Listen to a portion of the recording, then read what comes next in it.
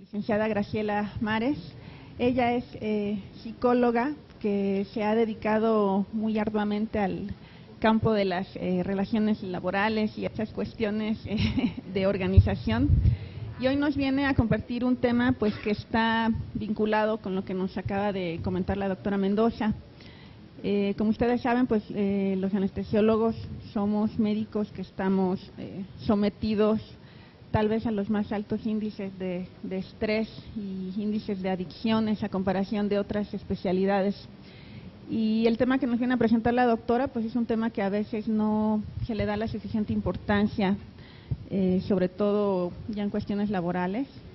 Y por eso creo que es importante que lo conozcamos, que sepamos identificarlo y pues sepamos resolverlo. Entonces le agradezco mucho a la licenciada y pues le dejo el micrófono. Gracias, buenos días. Pues la intención de este tema yo supongo que tiene que ver para que ustedes no caigan en la situación de ser los anestesiados y que tengamos justamente esa posibilidad en la prevención desde el punto de vista, por supuesto, que ustedes son los que toman las decisiones y que definitivamente pues están expuestos seguramente a un estrés continuo. Y ahora surge este concepto, el burnout, y esto del burnout, que de alguna manera también llamado síndrome del quemado, o de estar expuesto en condiciones de trabajo de extremo estrés, pues nos llevan justamente pues a estar en situaciones emocionales de procesos que pudiéramos decir que pueden afectar definitivamente pues su salud. Fíjense, algo importante, esto es algo muy nuevo. Antes hablábamos de un estrés permanente y ahora ya surge este concepto y se le está dando una importancia enorme, no nada más a nivel, por supuesto, del concepto de salud en el que ustedes están metidos, también en todas aquellas vocaciones en donde pareciera ser que lo vocacional, la elección vocacional, enfocada mucho al servicio y enfocado mucho a ayudar a otros, ¿no? En ese enfoque en el que ustedes a lo mejor sí hacen un recuento de qué fue lo que los llevó a tomar esta decisión de vida en la vocación, pues a lo mejor escarbando un poco nos damos cuenta que había en ese sentido, en ese sueño adolescente, pues esta necesidad de querer ayudar a los demás, ¿no? ¿Quién levante la mano los que en ese enfoque de vida pensaron cuando eligieron la vocación que con esta carrera ustedes podrían trascender en su vida hacia el servicio en otros? ¿Ok? Levanten la mano los que pensaron que se iban a hacer ricos a través de esta profesión. ¿Ok? Es decir, pareciera ser, bueno, son más los que levantaban la mano en el primer nivel y entonces son los más expuestos, les tengo la noticia, son los más expuestos, los que están en esta profesión pensando en que se van a hacer ricos y que van a poder lucrar y que van a poder incidir para obviamente un beneficio más personal que hacia la sociedad, pues están un poco menos, están más blindados emocionalmente, digámoslo de esa manera. ¿Sí me explico? Porque de alguna forma, ahorita que escuchábamos a la doctora Mendoza, pues ella hablaba en este término de las escalas, en este concepto de las decisiones que se toman a veces equivocadas, y no sé si percataron, pero ella lo refería como con esa carga afectiva personal. ¿Quién sabe si las decisiones tomadas fueron buenas, no fueron buenas? Si dejamos o no al paciente despedirse de su familia. Esa toma de decisiones que lleva obviamente un nivel de trascendencia, pues es lo que hace que justamente ustedes estén más expuestos a estar pues en esto que llamamos el síndrome del burnout. Y bueno, vamos a ver a qué se refiere esto, pero también vamos a ver un poco cómo esta posibilidad, aun cuando estemos obviamente orientados en un sentido de la trascendencia en la función, pues también tener esa capacidad no de blindarse emocionalmente convirtiéndonos en alguien frío y en alguien impersonal, sino el generar una fuerza del yo que permita tener justamente las capacidades para tener la sensibilidad con el paciente y la familia, pero también cuidar nuestra propia salud emocional, ¿sí? Entonces, bueno, ¿cuáles son las reacciones que tiene el síndrome del burnout? Bueno, estas pueden ser positivas o negativas. El síndrome como tal es una reacción física y emocional que se experimenta cuando enfrentamos cambios en nuestras vidas. Los cambios pueden ser obviamente positivos, negativos. Cuando hablamos del burnout ya hablamos obviamente de un estrés crónico, pero comienza así. Comienza con un estrés que puede tener dos tipos de efectos. Fíjense, algo importante, el estrés no existe. Como tal, no es algo tangible. Viene de la percepción.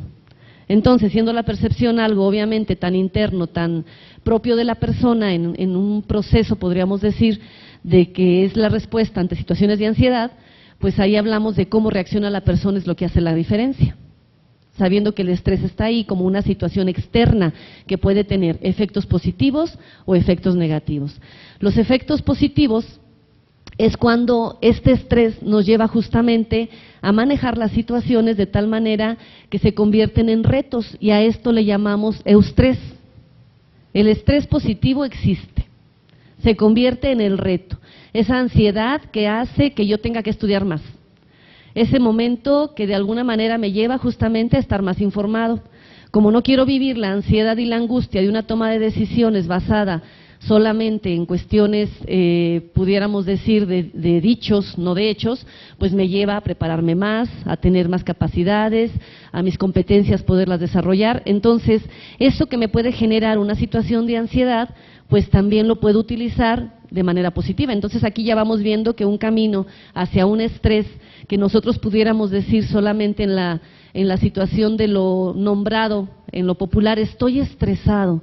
Y estoy estresado, ya lo doy un enfoque totalmente negativo de origen, pues pudiéramos ya ahorita irlo pensando que puede ser algo que me lleve a hacer precisamente un proceso más retador. El estrés negativo, por supuesto, pues es aquello que nos sitúa en un contexto, en una condición de vida que nos lleva al agotamiento, a la acumulación de sobreesfuerzo constante, a una tensión emocional, pues a todo esto que ya comenzamos a decir. Estoy tremendamente enfermo y ya necesito cuántos días de incapacidad porque estoy estresado. Luego no se crean, últimamente también es muy utilizado, yo les decía que no es exclusivo de esta profesión, tiene que ver con aquello que de alguna manera la persona emocionalmente, al tener contacto con muchas personas en su vida diaria, pues también va generando estos vínculos emocionales y que pueden ser también en otro tipo de disciplinas. Pero a veces también ya usamos esto del estrés como una buena justificación para faltar o para echar culpas a las instituciones o a las organizaciones o a los jefes o a me tiene estresado, me enfermo. Y uno va viendo la diferencia justamente en cuanto también puede ser un proceso inclusive de manipulación, como tal, este estrés negativo, pero bueno, aquí estamos hablando de que todo este equipo es un equipo sano emocionalmente y cuando llega un agotamiento, efectivamente, pues esto es real desde la propia percepción. La percepción es realidad para quien la vive. El estrés, el núcleo fundamental es ansiedad. Entonces, hablando de esto, de la ansiedad, pues hablamos que la ansiedad, también teniendo obviamente este proceso subjetivo, pues es una manifestación afectiva, pero fíjense, algo importante es el temor ante algo inconcreto y difuso. Recuerden ustedes hasta estas frases, lo que mata es la incertidumbre, ¿no? O sea, cuando yo ya sé qué va a pasar, pues a lo mejor sea inclusive negativo el efecto, pues voy teniendo hasta cierto punto control. Cuando no sé si la decisión que tomé es la adecuada, cuando tengo esta inquietud efectivamente de que si lo que sé lo estoy poniendo al servicio de los demás como debe de ser y si mis competencias son las adecuadas, pues en ese momento, pues por supuesto que voy a tener esta sensación de temor ante la incertidumbre como tal. Entonces, el núcleo de este estrés es la ansiedad, y la ansiedad es un proceso provocado por nosotros mismos desde un punto de vista reacción afectiva. El síndrome de burnout, para llamarlo tal cual, déjenme les comento algo, tiene que estar manifestándose en la persona, se habla de un promedio de 3 meses aproximadamente, como promedios obviamente, hablando justamente de esto de la población normal. Entonces hablaríamos de que la presencia de estos síntomas, para hablar de estos síntomas de estrés crónico, para hablar que ya vayamos trascendiendo de un estrés que me vaya obviamente generando una cuestión afectiva intensa, pues tendría que estar presente en la persona casi 3 meses continuos, ¿sí? Y ahora hablamos de niveles, hablamos de 4 niveles dentro de lo que sería el síndrome de burnout o del quemado, para ya hablar obviamente de consecuencias que ya van a afectar inclusive la salud. Entonces, ¿cuáles serían los 4 niveles evolutivos? El primer nivel, pues las faltas de ganas de ir a trabajar. Levanten la mano los que no quieren venir a trabajar. Ya andan por ahí. ¿Desde hace 3 meses o no más hoy? No, desde hace 10 años ya estamos en problemas.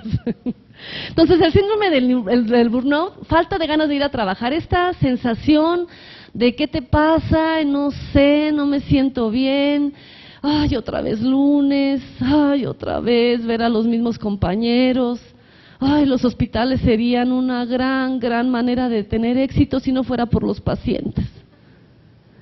Y entonces vamos teniendo obviamente pues diferentes aspectos emocionales depositados en la situación que estamos viviendo en el día a día, pero que justamente pues bueno, nos hablan apenas de un primer nivel. Segundo nivel.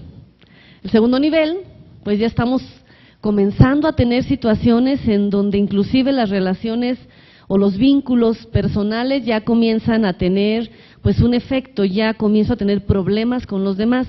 Es importante diferenciar lo que sería el resultado de un síndrome del quemado por situación de estrés crónico a aspectos de personalidad en patologías, tal cual, ¿no? O sea, hablamos obviamente de los niveles de patologías pasando de la salud mental a la neurosis hasta la psicosis. Y entonces, bueno, si estamos obviamente en una situación personal en donde mi manera de reaccionar ante la vida ya está teniendo cierta patología, no necesariamente tiene que ver con esta situación del síndrome. Hablamos de personas normales, sanitas emocionalmente, que expuestas a situaciones de agotamiento y cansancio extremo, van teniendo este cuadro evolutivo, desde no quiero ir a trabajar hasta que ya voy teniendo situación de incomodidad en mis relaciones con los compañeros, ya voy teniendo obviamente estas percepciones inclusive de que el mundo pues está en contra mío, de que no valgo nada, de que no me valoran, de que voy teniendo situaciones obviamente en la que me voy inclusive desvalorizando propiamente como tal, ¿no? Aquí se incrementa el ausentismo y bueno, esta rotación laboral que a lo mejor acá es difícil poderla identificar, hablando de la iniciativa privada, pues yo ya no me siento a gusto en un lugar y me separo de esa institución y se acabó. En las instituciones públicas es muy común que tengamos justamente pues una tolerancia basada en la seguridad del empleo, de la base, que puede llevar obviamente a que yo siga en ese espacio y en ese lugar y en esas relaciones, a pesar de que ya no quisiera y de que inclusive estoy teniendo ya problemas importantes. Y me mantengo en esos espacios, pero con la intención, por supuesto, de mantener también mi base o mi seguridad. Y entonces voy priorizando la cuestión, pudiéramos decir, material y física, que aquello que efectivamente me está afectando, ¿no? Otro de los niveles, el tercer nivel, pues es aquel en el que ya estamos nosotros pues con una realmente indisposición de trabajar, ya comenzamos a tener inclusive pues ciertas enfermedades psicosomáticas, ya estamos enviando obviamente este estrés a nuestro cuerpo, nuestro proceso emocional ya no es tan fuerte, ya estamos teniendo situaciones en las que inclusive comienza a darse la automedicación, que obviamente pues ustedes con más razón que tienen las recetas a su mano, lo pueden hacer sin ningún problema, conocen obviamente todas las fórmulas y demás para disminuir esto desde afuera, es decir, aquello que yo estoy teniendo la incapacidad emocional para poder resolver o disminuir en la ansiedad, pues estoy teniendo la posibilidad de medicarme para que desde afuera venga justamente este proceso en el que alguien de afuera me ayude. Entonces, la situación del tercer nivel inclusive comienza a darse con ciertas dependencias. Y miren, las dependencias ahora inclusive ustedes saben aquello que yo necesito o lo que mi cuerpo necesita para funcionar, que no solamente hablamos de drogas, alcohol y este tipo de situaciones que sabemos que nos afectan en otros sentidos, sino también inclusive, pues ahora que está tan de moda todos los suplementos alimenticios, ¿no? Entonces ya vemos a la persona con su pastillero para la memoria, para el calcio, para la proteína, para el colágeno, es que me dijeron también que era bueno para la memoria, ¿cómo se llama? El ginseng, y entonces vemos a la persona pastillándose todo el día y si ya no se lo toma, siente que definitivamente algo le está faltando. Entonces pareciera ser algo, y lo comento porque pareciera ser algo permitido totalmente, promovido, y que en mi mente está obviamente que inclusive me está beneficiando, pero ya 20 pastillas al día para yo funcionar, porque necesito la vitamina 1, 2, 3, 4, 5, 6, y entonces todos estos elementos externos pues llevan por supuesto a que no tengamos esta posibilidad de hacer un manejo emocional adecuado, todo lo mando hacia afuera. Y bueno, el cuarto nivel, por supuesto ya estamos hablando de un cuadro en el que la persona ya tiene claras dependencias, vienen los intentos de suicidio. Hace algunos años me hicieron favor de invitarme al Congreso Estatal de Psiquiatría. Vinieron pues de diferentes partes. De origen soy psicóloga, aunque me he ido deformando en el camino para diferentes disciplinas de otra cuestión. Y en el tema que yo estaba dando, por supuesto, que era más en función al liderazgo, me quedo para estar escuchando un poco las otras conferencias de los grandes psiquiatras del país. Y algo bien importante que justamente ellos comentaban con palabras distintas en su momento, pues era el proceso en el que a ellos les llegan los pacientes, o inclusive sea de consulta o ya de internamiento. Y hablaban de algo bien importante, esto que tiene que ver con la depresión como uno de los problemas de salud más importantes que tiene nuestro país, y que también obviamente viene por la falta de sentido, por la cuestión de no tener esa trascendencia en aquello que nosotros hacemos, pero que tengamos la posibilidad de no engancharnos tanto en la cuestión emocional para que justamente pues no caigamos nosotros en una situación de disminución o de vulnerabilidad también que nos lleve inclusive a intentos de suicidio. Aquí aparecen las enfermedades graves, los accidentes cardiovasculares, y bueno, aquí obviamente pues ya son etapas previas para abandonar el trabajo y todas las consecuencias que esto pueda tener para la cuestión de la persona, desde lo físico y lo psicológico, por supuesto, y lo afectivo. ¿Cuáles son los síntomas? Pues hablamos de los síntomas físicos, los síntomas conductuales y los síntomas emocionales. Y así de sopetón vamos a ver los psicosomáticos o físicos. Fatiga crónica, alteraciones del sueño, se les comienza a subir el muerto en la noche. ¿A alguien se le sube el muerto? ¿No han escuchado ese término? Se me subió el muerto. Es un término muy utilizado en lo coloquial, pero no es más que una parálisis del dormir, justamente como una alteración importante de ansiedad, que al no tener yo el control en el día, pues obviamente ustedes saben que en el sueño es donde se procesa pues todo aquello que nosotros vivimos en nuestra vigilia. Entonces en el sueño, pues en el sueño sabemos que descansamos, sabemos que resolvemos problemas, sabemos que continuamos a veces lo del día, sabemos que tenemos realización alucinatoria de deseos, sabemos que engordamos o crecemos, es en el dormir donde ocurre todo el proceso, sabemos que aprendemos, ahorita por eso no se duerman, no es invitación a que se duerman para que asimilemos más esta información, esto lo van a asimilar hasta en la noche, ahorita captamos y al estar dormidos es donde asimilamos, pero cuando estamos obviamente con un grado de ansiedad extremo, pues en el sueño están también las alteraciones. Las úlceras, ustedes saben que la cuestión afectiva, esto está muy estudiado ahora en neurociencias, Daniel Goleman y estos grandes de Harvard que tienen toda esta investigación en neurociencias, pues refieren justamente que aquello que nosotros en negativo vamos procesando de las emociones, pues se nos van a todo el sistema gastrointestinal y entonces por eso ahí traemos pues muchas cuestiones, por supuesto, de gastritis, colitis, úlceras, y uno está en convivencia con algún médico. En el contacto que tenemos en la Universidad La Salle con todos los médicos en los distintos momentos en donde estamos participando en su proceso formativo, pues no me duele la cabeza porque todos sacan de su bolsa, de su portafolio o de la bolsa de la camisa o del pantalón, su ranitidina. ¿Qué traen ustedes en las bolsas? ¿No traen nada de esto? ¿Les han contado? Bueno, yo he visto a algunos. Galletas, ok, qué bueno. Entonces, bueno, todos estos elementos de lo gastrointestinal sabemos que están muy depositados por la cuestión del manejo afectivo desde el punto de vista negativo y ahorita se los vamos a comentar al final.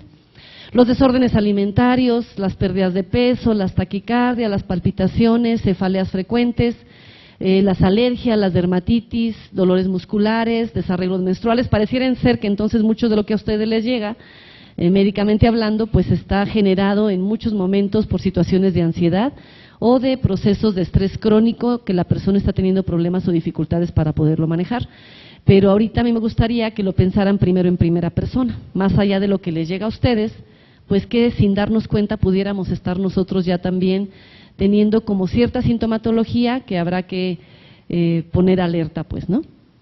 Los síntomas emocionales, la incapacidad para concentrarse, la falta de memoria, los olvidos, la desorganización, tiene mucho que ver, por supuesto, con lo que está pasando en nuestro cerebro. Ante el estrés extremo que estamos en el sentido negativo, dejamos de oxigenar, la mielina se nos hace como, en la conexión neurológica se nos hace como engrudo, y entonces ya no conecta igual que cuando estamos obviamente en un proceso cerebral mucho más fluido. Entonces esto se bloquea y comenzamos a olvidar cosas, a tener obviamente desorganización por lo que está ocurriendo en el cerebro, irritabilidad, recelos, críticas a los demás, distanciamiento afectivo, retraimiento, baja autoestima. Pareciera ser que pensemos que el estrés, ¿qué tanto afectaría una autoestima de la persona? Pues definitivamente mucho, porque yo voy sintiéndome desvalorizado por aquello que voy generando ante ese temor y esa incertidumbre. Imaginemos una experiencia repetida como la que mencionaba la doctora, en donde voy teniendo dudas, y si el paciente se me muere y voy teniendo dudas, si el paciente se me muere, pues voy también generando un proceso de autopercepción que quizá no soy tan competente, y eso me va disminuyendo también mi autoestima. Depresión e ideas suicidas, autocrítica, sentimientos de culpa, de autosacrificio, pero en un sentido de que entonces necesito sobrecompensar para poder de alguna manera solventar la culpa, pues llevo diferentes cosas. Y ahora súmenle pues todos los aspectos en los que estamos metidos en casa, ¿no?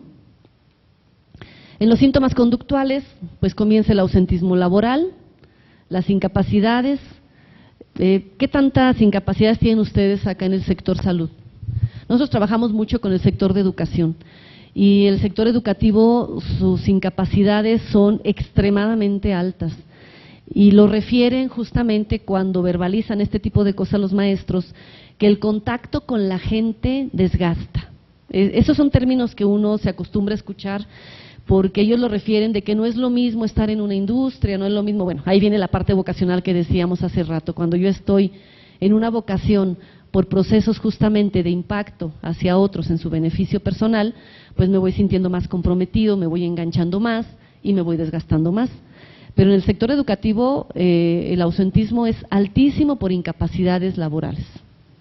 ¿Acá qué tan alto es o no es tan alto? ¿También es alto?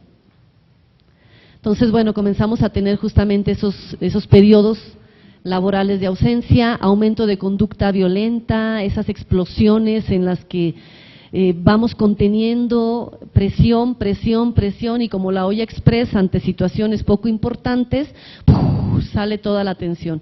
En psicología les llamamos los PAS, personalidad activa socialmente, pero que también van teniendo justamente son muy trabajadores, muy activistas, pero ante situaciones y estímulos poco importantes hay una explosión exagerada que los demás, al observar ese tipo de reacciones, pues no alcanzamos a entender por qué la persona tuvo ese tipo de reacción ante algo tan simple, ¿no?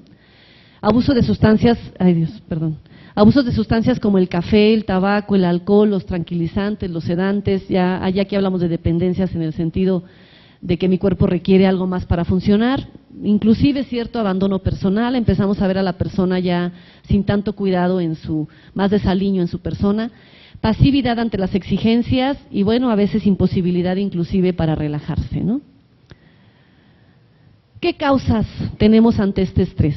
Y miren, aquí es donde de alguna manera este proceso en el que estamos comentando justamente que puede generar pues ahora sí estos niveles de ansiedad, en muchos momentos los estamos provocando también nosotros mismos. Vienen muchos externos definitivamente, pero también vienen de parte nuestra. Causas deseadas, causas inesperadas, causas furtivas, causas autoimpuestas y las causas medioambientales. Si estamos en situaciones donde se van sumando muchas de estas, pues es donde vamos obviamente sometiéndonos a presiones más intensas. ¿Cuáles son las deseadas? Pues aquellas que pensamos con ellas con mucho entusiasmo, uno vive pendiente de que se produzcan, pero causan mucha ansiedad. ¿Quién se va a casar próximamente? ¿Quién ya se casó? ¿A poco no lo esperaban con muchas ansias? Con mucha ilusión. Preparaban todos los 6 meses previos, el vestido, el peso, pero no es cierto que también al mismo tiempo esas ganas de que ocurra va generando un estrés. ¿Y si no es con el que quiero estar toda mi vida? ¿O va a salir todo perfecto? Todos esos momentos en los cuales aparentemente nosotros quisiéramos que ocurrieran, pero generamos todo para que ocurran, pero al irse acercando y al irlas detonando, pues también nos van generando muchísimo estrés. Que si la casa, que si la construcción, metemos al albañil para que haga una reparación en casa y ya estamos con una tensión enorme porque el monito a qué hora va a terminar y ese tiradero y porque lo provoqué, aun cuando lo quiero, lo deseo y lo espero, cuando está sucediendo el proceso me causa estrés. Vayan sumándole, cada quien desde su propia, pudiéramos decir, vivencia actual, cuántas de estas causas deseadas están de alguna manera en este momento viviendo y vamos a ver si la sumatoria nos da. ¿Qué otro tipo de causas tenemos? Las inesperadas, aquellas que son contrarias a la anterior porque no las deseo, no las quiero, pero pues resulta que ocurren y que definitivamente pues me causan muchísimo estrés. Desde cuestiones como un pequeño incidente o baja de resultados en los indicadores que se les piden a ustedes o de lo que pretende la institución y lo que se espera en la función, o una ponchadura de llanta, hasta obviamente situaciones mucho más graves que impactan definitivamente pues en la situación de vida, ¿no? Esto que puede ser algo que no queremos que suceda, que sucede y que sumado a lo que sucede, la chica, recuerdo a alguien recién pues que se le muere el papá y ella está embarazada, o sea, tiene la anterior por todo el estrés que le causa el embarazo y se le muere su papá y en su mente comienza a ocurrir, porque en el diálogo que me dice ella es que pareciera ser que es el intercambio de vidas y todo, uno le mete como toda una situación aparte imaginaria, una carga afectiva que el estrés para ella ante su situación de embarazo, pues obviamente pues va complicándose, ¿no? Y aparte tiene presión arterial alta. Entonces, bueno, échenle la sumatoria, que esperemos que todo salga bien en este momento, pero así se puede ir viviendo, ¿no? Tenemos otro tipo de causas, las furtivas.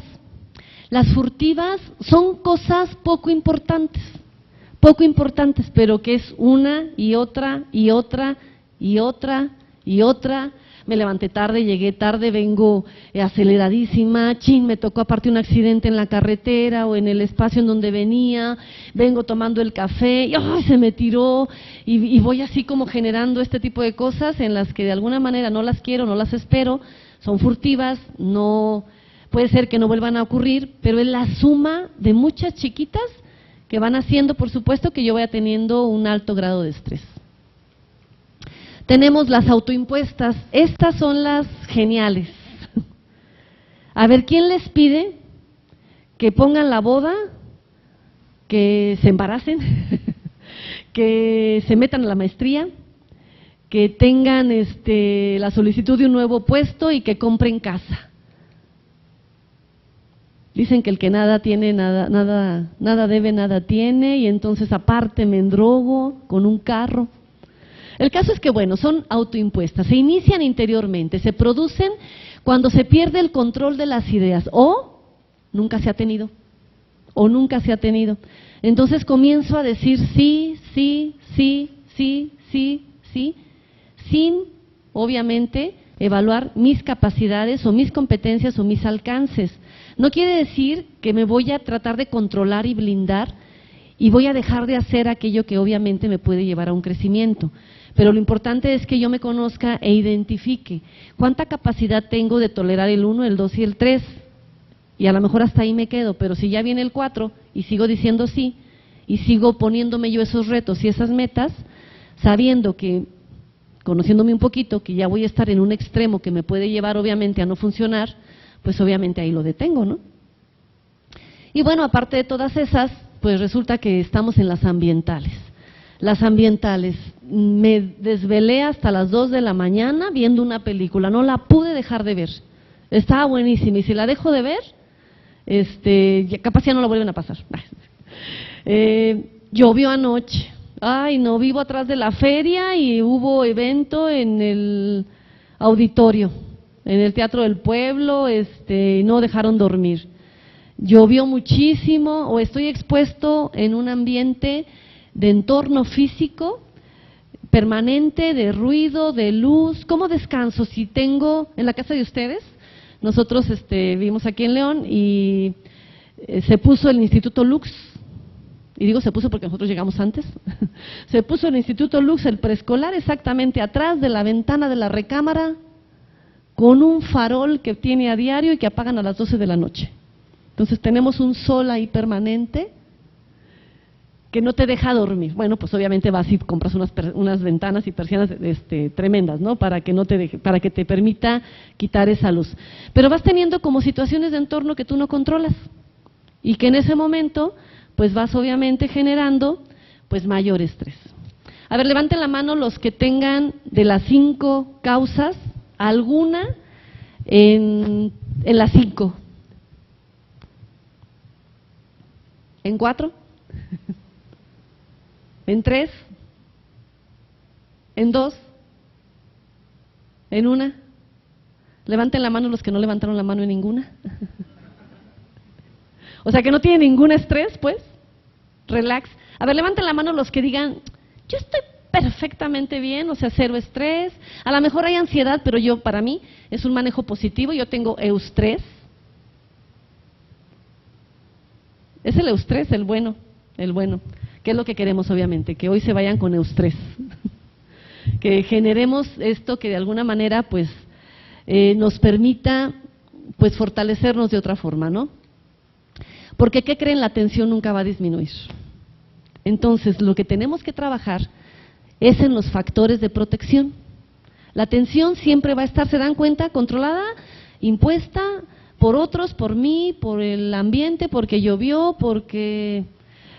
hablamos, yo insisto mucho, no es patologías neuróticas de personalidad que estamos viviendo esto permanentemente. Esto es causado por situaciones de desgaste en donde, sobre todo el síndrome del quemado, es situaciones laborales. Cuando hablamos de personalidades, que hoy porque llueve, hoy porque sale el sol, hoy porque hace viento, hoy porque no llovió, hoy porque no hace calor, o sea que a diario por todo. Ya estamos en una situación de queja y es otro tipo de cuestiones. No es el síndrome de burnout, ¿sí? Como la atención no va a disminuir, nuestros factores de protección son los que tendríamos que trabajar. Aprender a relajarnos, aprender a respirar, meditar y miren, lo más importante, fortalecer estos factores. ¿Qué son estos factores de protección? Cuando hablamos de factores de protección es tratar obviamente de identificar el yo. Está expuesto, la estructura interna de nuestra personalidad está expuesta a 2 tipos de factores de protección o factores de presión psicosocial que permanentemente van a estar incidiendo. Cuando son más grandes los factores de presión psicosocial, lo que van a ocasionar justamente es poca tolerancia, van a ocasionar estrés y nos van a llevar a situaciones de crisis, de depresión como tal. Los factores de presión psicosocial son aquellos factores que nosotros estamos expuestos y que a veces inclusive traemos a nuestras realidades. ¿De dónde vienen los factores de presión y los factores de protección? Viene de lo distal y de lo proximal. Lo distal, un factor de presión psicosocial distal que lo hago proximal, son las noticias. O sea, ya estoy lleno de estrés diario por mi trabajo regular. Y aparte le meto que toda la violencia que estamos viviendo en el país la veo en la mañana porque me levanto temprano y comienzo a ver la televisión mientras salgo de casa. Voy en trayecto y prendo las noticias en el radio, regreso a casa a comer y ponemos el noticiero del mediodía. Luego ya en la noche, pues aparte, pues es importante saber qué pasó en el día y me aviento 3 noticieros, ¿no? Y luego, bueno, de pasadita veo el periódico, nomás para saber si lo que me dijeron es real o no es real. Todo el día estoy expuesto, estoy trayendo de lo distal a lo proximal factores de presión psicosocial, aunado a los aspectos que dijimos de causas de estrés que mencionamos anteriormente. Entonces, cuando mis factores de presión psicosocial son más grandes que los de protección, esto es el resultado. Cuando los factores de protección son más grandes que los de presión psicosocial, aunque estos sigan, yo voy a comenzar a desarrollar justamente esto que le llamamos la estructura resiliente. La estructura, Pensé que alguien había preguntado algo. La estructura resiliente. Hablando justamente de los factores de protección, fíjense, hablamos como de estos elementos. ¿Qué es un factor de protección con el que tendría que trabajar? Vínculos e interacciones sanas, muchas. Eso de que yo tengo a mis amigas y las cuento con 2 dedos, ¿o cómo? Con los dedos de una mano termino de contar a mis amigos auténticos. Este tipo de cosas que a veces verbalizamos refieren mucho de que nuestros vínculos pues son pobres, porque yo puedo tener a mi amiga a la que le cuento todo íntimamente y sabe mi vida y mis relaciones de pareja y generamos altísima confianza a la que le puedo contar todo, pero también tengo mi amiga con la que me puedo ir al cine y también tengo mi amiga con la del cafecito y también tengo mi amiga con la que nada más es el chacoteo y también tengo mi amigo con el que compartimos aspectos laborales y tengo mi amigo con el que puedo compartir un proceso de proyectos, qué sé yo. ¿Sí me explico? Es decir, hay que diferenciar, pero los vínculos tienen que ser muchos para que generemos justamente esos momentos de descarga afectiva cuando estamos en situaciones de exposición de alto estrés. Dedicar tiempo a acciones filantrópicas. Fíjense que esto es uno de los aspectos que en factores de protección se sugiere muchísimo. Lo que ustedes hacen en el día a día tiene obviamente un impacto enorme porque trasciende hacia la vida de las personas. Y ya pudiéramos decir que eso tiene un sentido filantrópico, pero la otra parte es estas causas sociales en donde yo justamente al entrar en contacto con la alta vulnerabilidad de otros, me doy cuenta que lo que yo vivo no es nada. Cuando llegan las crisis, ¿sí? Reírse, hay que tener buen humor, hay que saber inclusive reírse de sus propias incompetencias y de las cosas que vamos viviendo, es un factor de protección también. Tomar periodos de descanso, por supuesto, hacer planes felices, enfocar los pensamientos y no pensar muchas cosas a la vez, concluir con el trabajo más duro y hacer cosa por cosa para evitar saturarnos y agarrar mucho, el que mucho abarca poco aprieta. Practicar la automedición. La automedición es poderse estar, me gustó el comentario que hacía el doctor hace ratito entre las diferencias de conceptos, ¿no? Que es evaluar, que es valorar, diríamos. Yo quiero obviamente sentirme bien. Una manera, déjenme les digo, de poder hacer este proceso de la evaluación, el seguimiento o la valoración sería verme al espejo diario. La evaluación sería tomarme la fotografía, en donde digo justamente qué de esta persona me gusta y qué no me gusta, porque se imprime carácter en el rostro. Uno ve personas felices y se les ve, ¿no es cierto? Y ve personas obviamente conflictivas y se les ve. Entonces valdría la pena tomarse la foto, esa foto que cuando uno va a la boda, a la fiesta y le toman la foto a uno y luego te la venden, y que uno dice, salió horrible, es real. Entonces, sí digo, yo les digo siempre, yo la compro para que no ande transitando en todas las mesas, no porque me guste. Entonces, esa evaluación ayuda justamente a decir, ¿esto que estoy viendo me gusta o no me gusta? Porque el que me la tomó me agarró de repente sin mucha pose y tomó aquello que a lo mejor en esencia refleja mucho de cómo estoy ahora, porque se imprime carácter en el rostro. Entonces, habría que generar esa medición para ver si efectivamente en este momento me siento presionado o no, si mi rostro a la hora que me evalúo en el espejo, de una manera profunda, por supuesto, pues va generando justo como esta impresión de que estoy teniendo que trabajar algo, tengo que trabajar algo, se me nota la tensión, ¿no es cierto? Ya lo diría el gran poeta y sabio Juan Gabriel, me miro en el espejo y veo en mi rostro. Pues sí, o sea, hay que tener esos momentos de evaluación.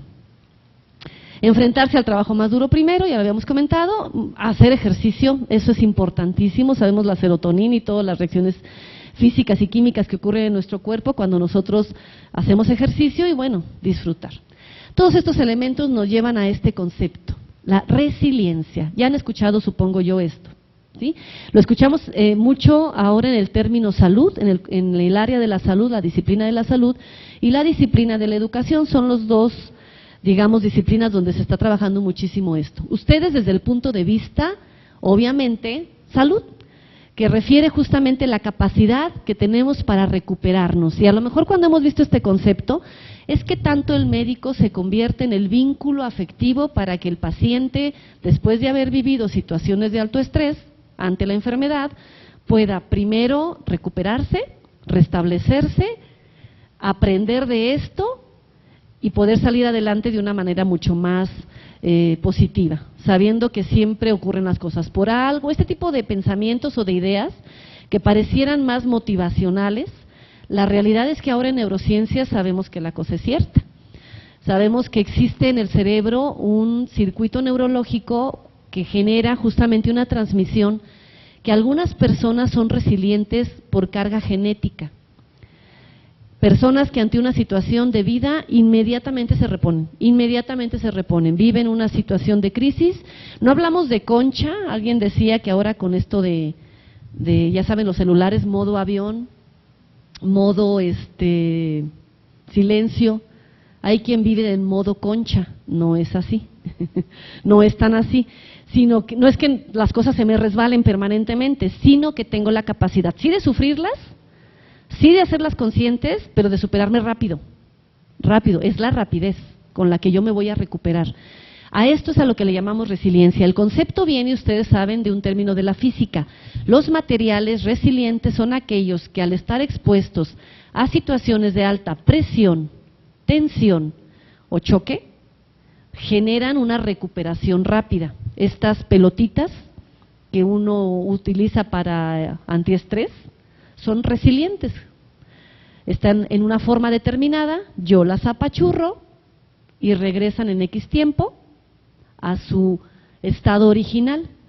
Cuando esto se aplica al ser humano, justamente es esa capacidad que tiene la persona para poder tolerar ante situaciones de tensión, de presión o de choque, procesos en donde siendo sana emocionalmente, vive esa tensión, pero en X tiempo corto se recupera. Cuando la persona no logra recuperarse, es cuando justamente comienzan todas las otras situaciones, ideas suicidas, depresiones, un proceso permanente de exposición en el que yo sigo así, ¿no? Sigo deforme, pues la persona obviamente pues cada día va en un decline en su proceso emocional y afectivo. ¿Qué tan resilientes somos nosotros?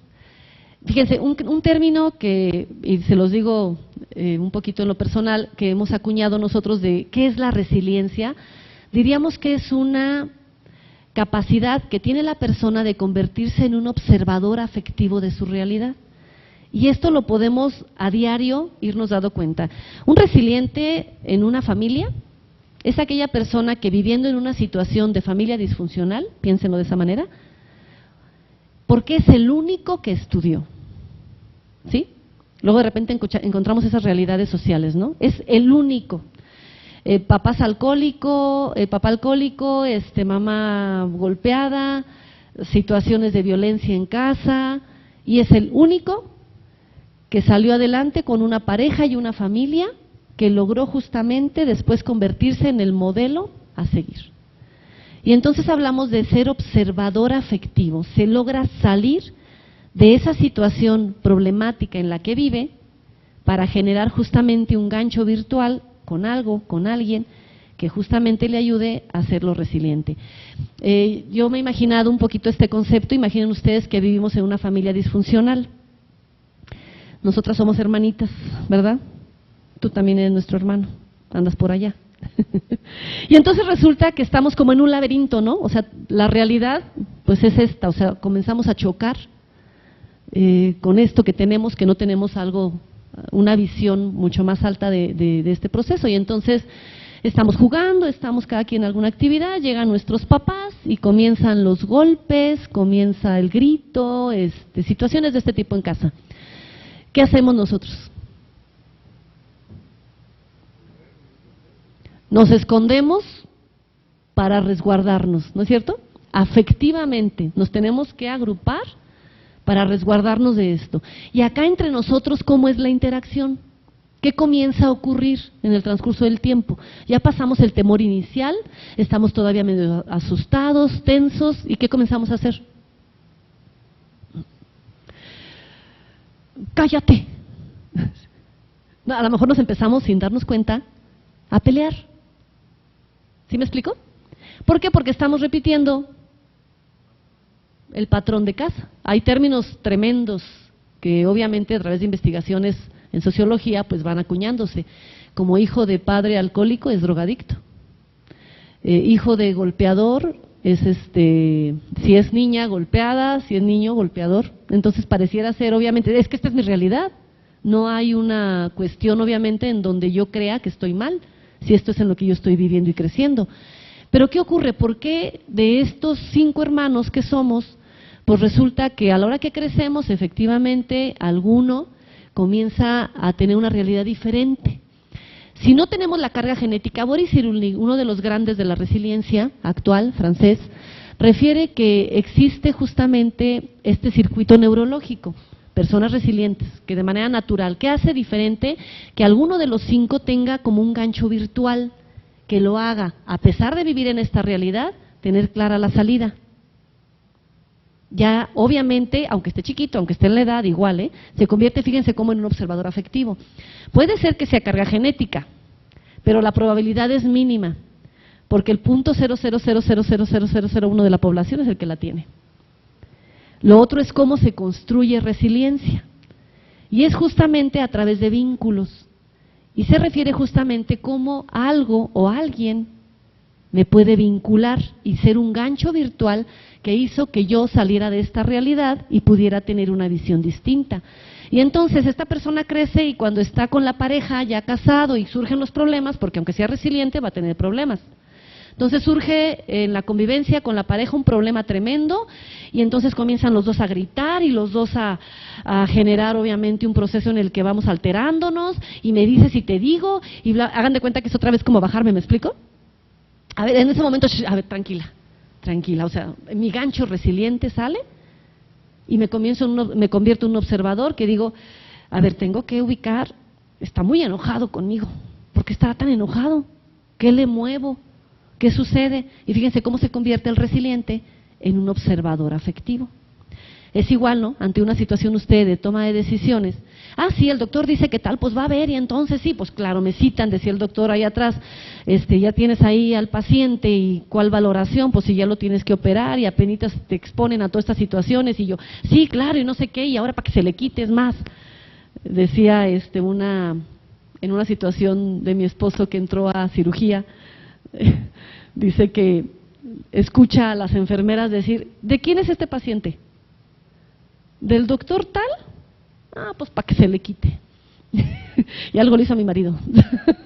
O sea, porque el paciente era del doctor tal, con el que tenía la chica situaciones, obviamente de inconformidades o lo que ustedes quieran. Entonces, ¿qué tanto nosotros somos capaces de tolerar situaciones? Y tiene mucho que ver como con ese me salgo de la situación en la que estoy metido, enganchado emocionalmente. Existen categorías para la resiliencia. El yo tengo, fíjense, como hablamos de vínculos, ¿qué tengo? Tengo personas en quienes confío y que me quieren, personas que ponen límites para que yo obviamente no incurra en peligros o en problemas, personas que muestran interés por medio de su conducta en la manera correcta en la que debo de proceder, personas que quieren que yo aprenda a desenvolverme solo, personas que me ayudan cuando estoy enfermo, en peligro. Cuenten cuántas personas hay a su alrededor que ustedes consideren que efectivamente las tienen ustedes, en el sentido de posesión no egoísta, sino que sabemos que podemos contar con ellos y que están ahí. Yo soy capaz obviamente de responsabilizarme de mis actos y seguro de que todo saldrá bien. Yo estoy seguro de que todo saldrá bien. Yo soy una persona por las que otros sienten aprecio. Yo soy feliz cuando hago algo bueno por los demás. Yo soy respetuoso de mí mismo. Y la última categoría es, yo puedo hablar sobre cosas que me asustan, puedo expresar mis sentimientos, puedo detenerme tantito en esta jornada en la que ustedes están metidos en tanto activismo, desvelados, cansados, agotados, metidos a tantas presiones, son capaces de poder tener esos espacios personales de autorreflexión y de poder compartir aquello con mucha conciencia y hacerlo así tal cual, consciente. Yo puedo buscar la manera de resolver los problemas, yo puedo controlarme cuando tengo ganas de hacer algo peligroso o que no está bien, puedo buscar el momento apropiado para hablar con alguien o actuar, puedo encontrar a alguien que me ayude cuando lo necesito. O sea, tengo estos recursos que de alguna manera se convierten en estos ganchos virtuales que me van a permitir justamente ante las situaciones de vida problemáticas poderme por ahí tomar para generar justamente un proceso de mayor reestructura rápidamente. Y entonces, bueno, cuando hablamos de todos estos elementos resilientes, no estamos hablando de otra cosa más que de la inteligencia emocional. La inteligencia emocional, dice Daniel Goleman, se refiere a la capacidad de sentir, entender, controlar y modificar en nosotros mismos y en los demás nuestros estados emocionales. Apenas puedo conmigo. ¿Y me dices que otros? Pudiéramos decir eso, ¿no? Pero fíjense, la inteligencia emocional es cómo justamente nosotros vamos a hacer uso de estas capacidades personales. Primero, la inteligencia intrapersonal. La inteligencia emocional de Daniel Goleman, nosotros la relacionamos con las inteligencias múltiples de Howard Gardner.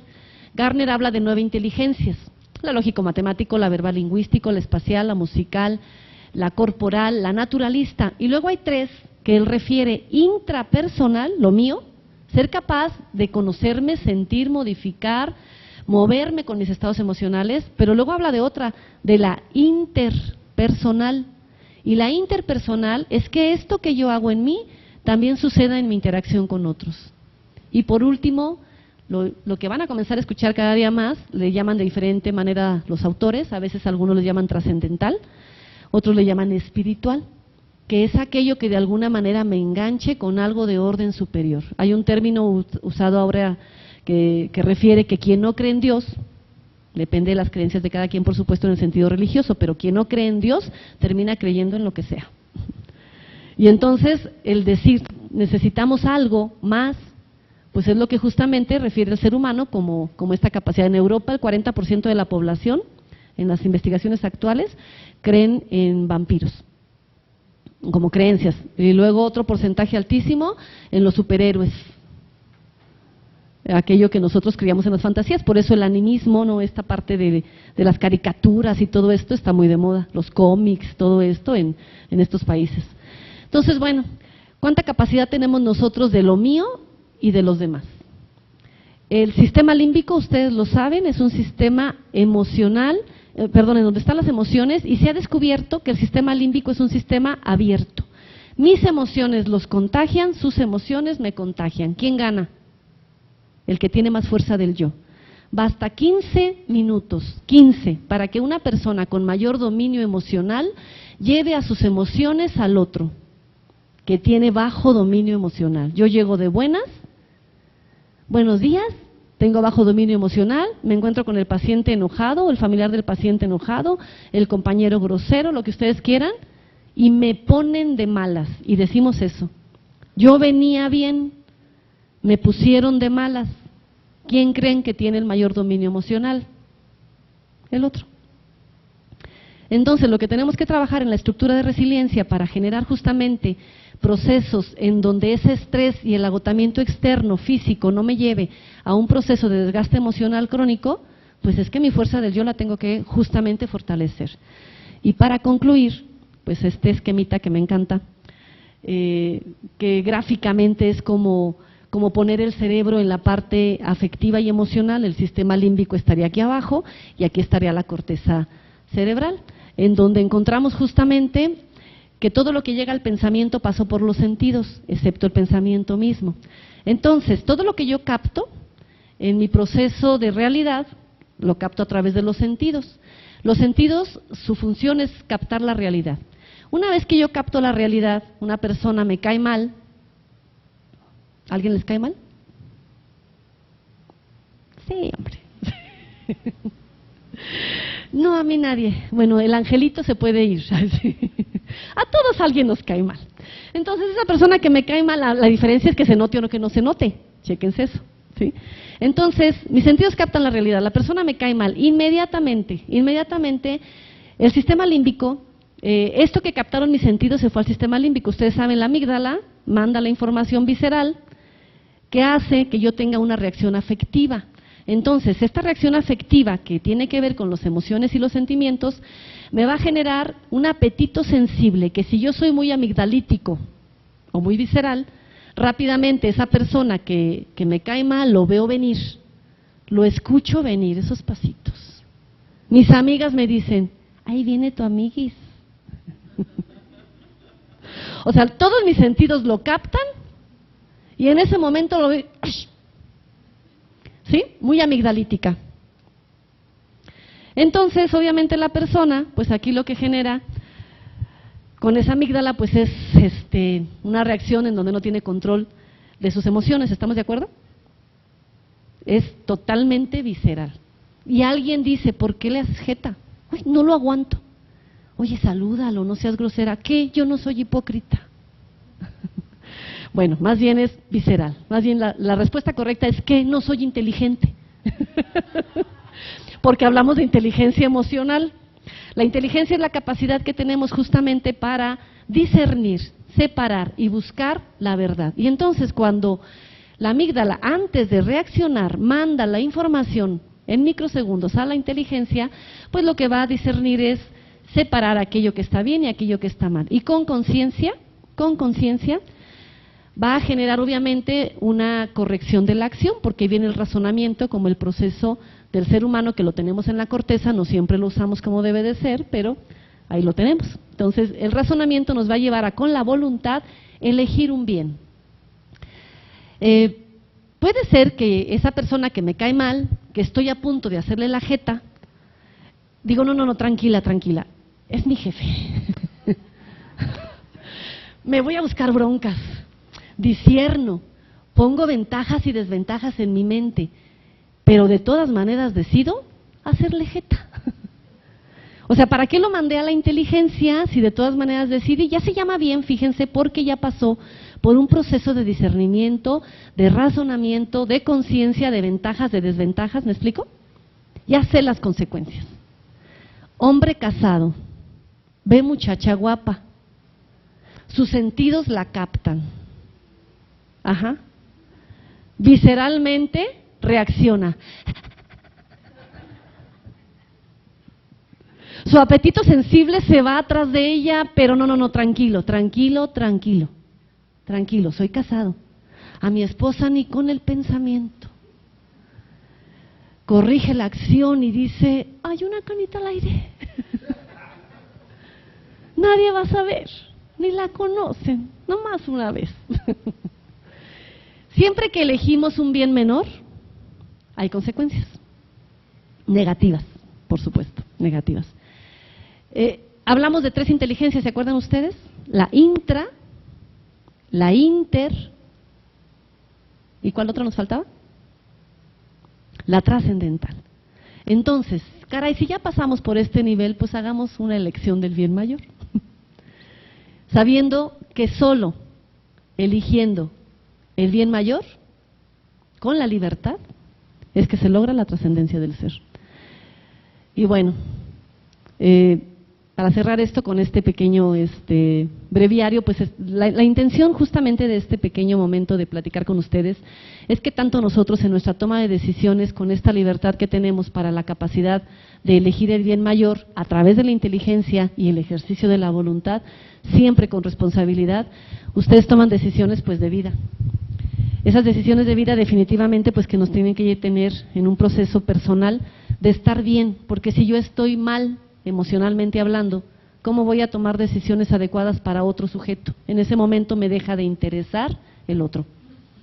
En el momento en el que nosotros no tenemos la capacidad de controlar nuestras propias emociones y nos vamos enganchando en el día a día con aquello que va sucediendo de nuestro entorno, de la casa, del trabajo, del jefe, del compañero, de este que me cae mal, de ese paciente, de ese familiar, y se van sumando las causas que me provocan ansiedad, y mi capacidad para discernir, para elegir el bien mayor, para tratar de controlar mis emociones, para mi fuerza del yo fortalecerla, está tan vulnerable, definitivamente que las decisiones que al final vaya a tomar van a ser no las adecuadas para el otro, pero lo más importante es qué tanto yo ya también me estoy afectando y al ratito pues yo voy a ser el paciente, ¿verdad?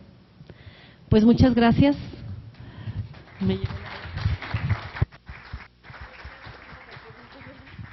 Muchas gracias. ¿Alguien quisiera comentarle algo a la licenciada? ¿O alguna pregunta, duda que tenga? Creo que fue muy clara su participación, le agradecemos mucho a la licenciada.